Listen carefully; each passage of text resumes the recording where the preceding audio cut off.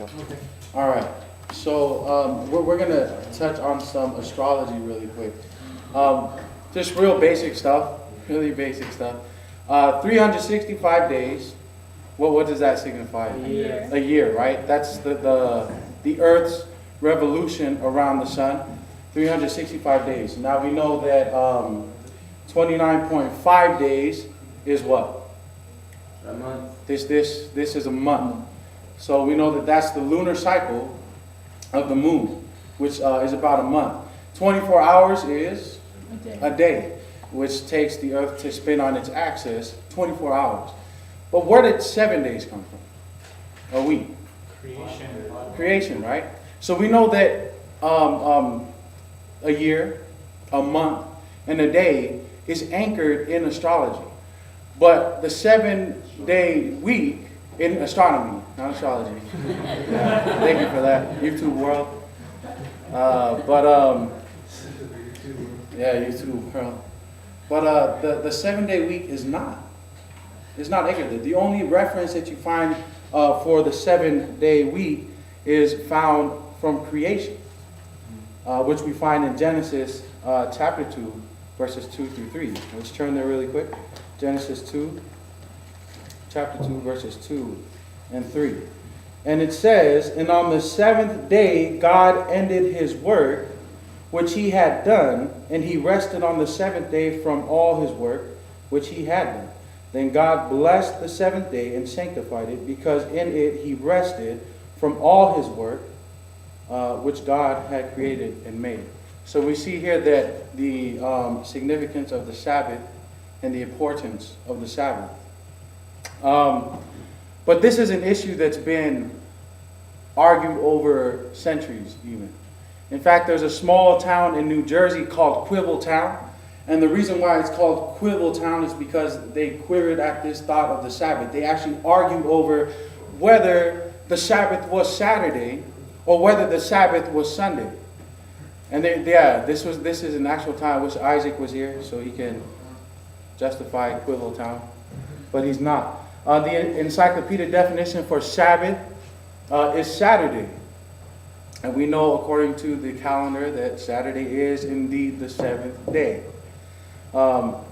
We know that there are many different languages, 120 plus languages, use the 7th day word as Sabbath, sapate, sapado. So many different terms they say Sabbath for the 7th day. So we know that the Sabbath is indeed the 7th day. But I want to introduce a new place to you on the earth. In fact, it's the only place on earth where Seventh-day Adventists worship on Sunday. And this place is called the Kingdom of Tonga. And Tonga is found next to Samoa. So this is the South Pacific region. Fiji, Australia is here. New Zealand's supposed to be there. I didn't have room for New Zealand. And this map is not drawn to scale, so I'm not an artist. But the thing I really want to focus on is this line right here. This line that was created at the 180-degree mark on the Earth's axis, but was actually changed many times. This was changed many, many times. We know when you fly on an airplane, I was flying from Fiji. When you come from the Western Hemisphere, from the U.S., and you fly over, as soon as you cross the international date line, guess what just happened? You just gained a day. Now, if you're coming from the Eastern Hemisphere and you're flying over to the Western, guess what happens? You just lost a day. And the only reason why this is because of this crooked line right here. And I want to blame every single problem on this crooked line right here. And this has made me stress a lot this week, this crooked line. But I'm going to fight with this line right now. And but one thing I just want to really focus on, I believe in the Sabbath, I do. But I believe that the Adventists in Tonga are worshiping on the right day. Not on the wrong day, but on the right day. And let me justify this. There are islands here in this area. In history, you can go look it up for yourself, but history actually shows that the international date line was changed to fit them accordingly. If it were to come straight down here, Alaska actually is more this way. It would go straight through Alaska. It would also go straight through the country that's next to Alaska, which is that Russia? Yeah, Russia. Okay, Russia. It would go straight through Russia as well, dividing these different countries in half so that there would be different time zones in these different places. So I want to say that this line is more of an economical line than anything. And this is why. Samoa actually used to be on the eastern side of the hemisphere. It wasn't on the western side before. So Samoa and Tonga, as you can see, are not too far apart. In fact, they're on the same exact time zone, and they were originally on the same day too. But Samoa actually falls under the U.S.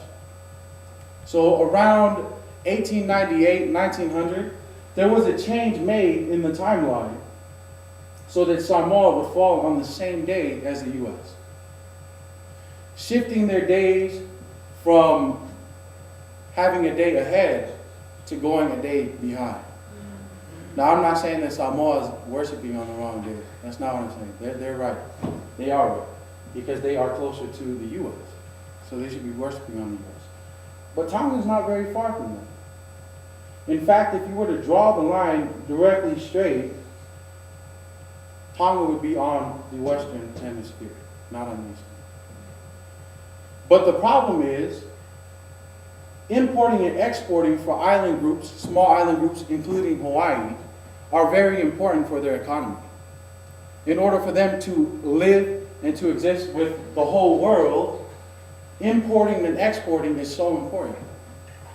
And Tonga, actually at a time, had the international date line going directly through the middle. Now the international date line is about 1.5 miles wide. Yeah, really. And I was like, 1 mile wide line, that's huge, but it is. And actually, this line cut directly down the middle of Tonga when they originally made it, after changing Samoa's date line. And because it went straight through the middle, they had to choose whether it would be on the western side or on the eastern side. But the problem was, when ships would come to the island of Tonga, they couldn't dock and they could not unload their material. They couldn't do anything. So what would happen is they'd just basically park in the middle of the ocean, distant from the island, because there's a Sunday law in Tonga that says that you cannot, all shops close down. All shops. There is no buying, there is no selling in Tonga. In fact, that is the day of worship in Tonga. Now that was on the eastern side. No, that was on the western side originally. That Sunday. So Tonga, in fact, was only had about 4 or 5 days for importing and exporting. That's a day lost. They lost a day for importing and exporting, and they were suffering. I mean, they were suffering. And the reason why is because all their import and export did not come from the U.S., it came from Australia. So the date line had to be altered to fit their economy. In fact, that's why this line is more economical than it is religious or anything. So what happened was the king had wrote a letter to get the date line moved further towards the west so that they'd be on the east side, so that importing and exporting would be easier from Australia to Tonga. Even till today, they still import and export from Tonga. So now we come to the Seventh-day Adventists. Why are the Seventh-day Adventists worshiping on Sunday in Tonga? This is why. Because originally, Tonga is supposed to be on the same days as the U.S. So when it's Sunday in the U.S., Tonga is only about 18 hours ahead of the U.S.